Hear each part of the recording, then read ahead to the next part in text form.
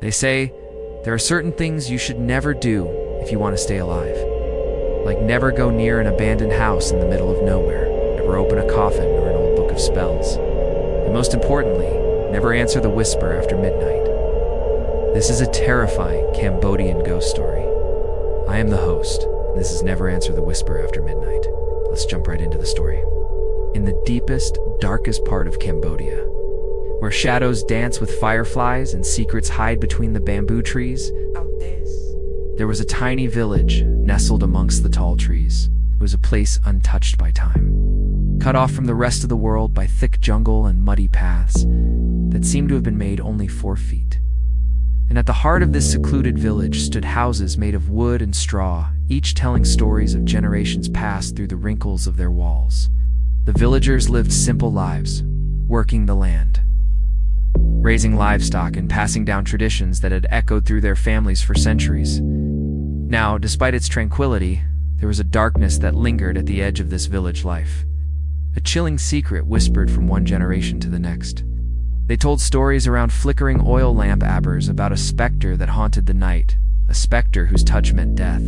If you hear a whisper calling your name after midnight, they said, then don't answer. If you answer, it will take you away. But those who have lost themselves to the whispering have returned changed. Hollow shells of their former selves, eyes vacant, and souls lost forever. For years, these tales were dismissed as mere superstitions, bedtime stories to keep children from wandering too far in the dark. That was until a skeptical young man came to the village. His name was Rithi, a young man with eyes full of dreams and laughter that could shake the rafters. He had come to the village to escape the city's clamor, seeking solace in the countryside. He marveled at the lush greenery, the chirping of crickets, and the stars that glittered in the night sky. For him, the whispering after midnight was just a silly superstition. One evening, as the sun dipped below the horizon, painting the sky in hues of orange and purple, Rithi sat on the veranda of his new house, listening to the crickets chirp and the distant call of an owl. Suddenly, a twig snapped in the darkness beyond the firefly-lit clearing. Rithi turned to see a pair of glowing eyes staring at him. Startled, he waved his hand, trying to scare away whatever animal it was. But the eyes remained fixed on him, and after a moment, he could have sworn they blinked.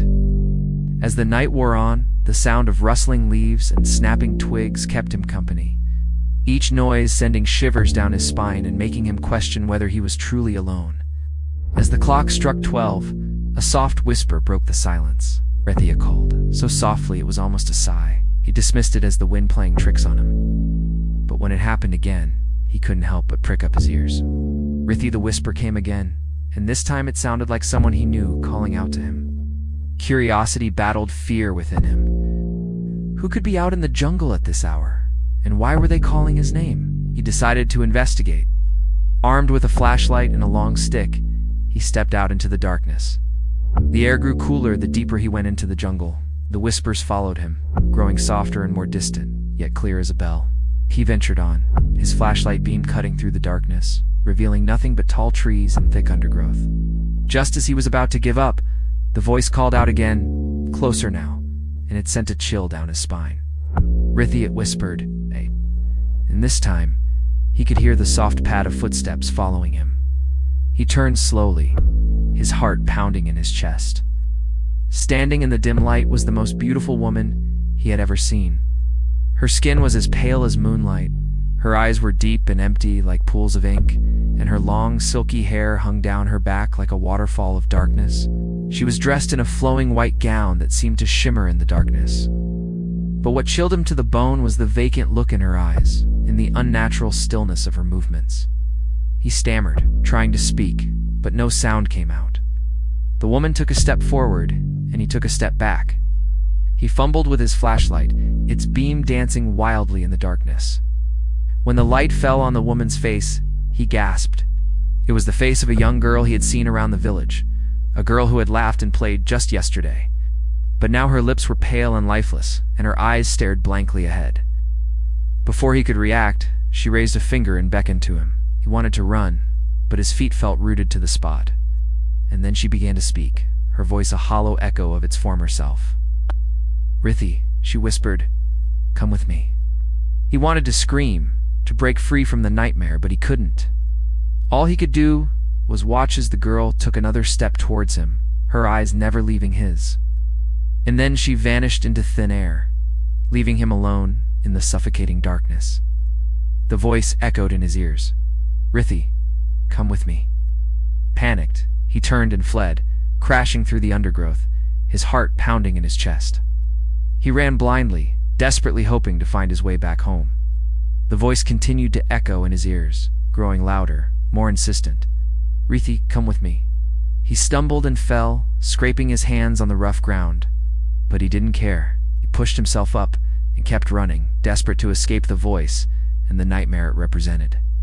Finally, he burst out of the jungle, collapsing onto the ground in front of his house. Gasping for breath, he looked back at the jungle, half expecting to see the girl standing there, but it was just a dark, impenetrable mass. Shaken to his core, he stumbled to his feet and went inside.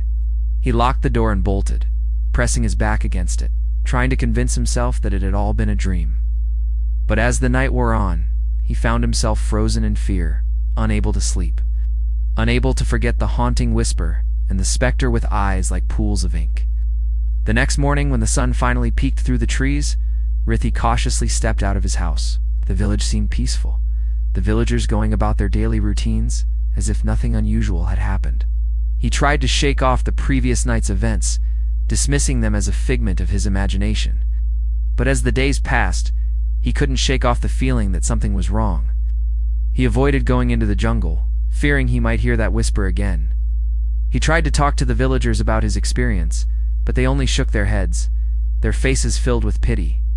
They spoke in hushed tones about the dangers of the jungle, reminding him of the ancient warnings, but none would meet his gaze. Then one day, Rithi vanished. He was gone without a trace, leaving behind a bewildered village and unanswered questions. The elders said the moment you answer the whisper after midnight, you let the spirit in, and once it enters, it never fully leaves. So remember, my friends, if you hear a whisper after midnight, do not answer. For the voice may be sweet and familiar, but the one who calls may not be. Thank you for watching. What would you do if you heard a whisper calling your name after midnight? Would you answer? Let me know in the comments below. And if you enjoyed this story, please consider subscribing and joining our community. Until next time, stay safe and keep your doors locked at night.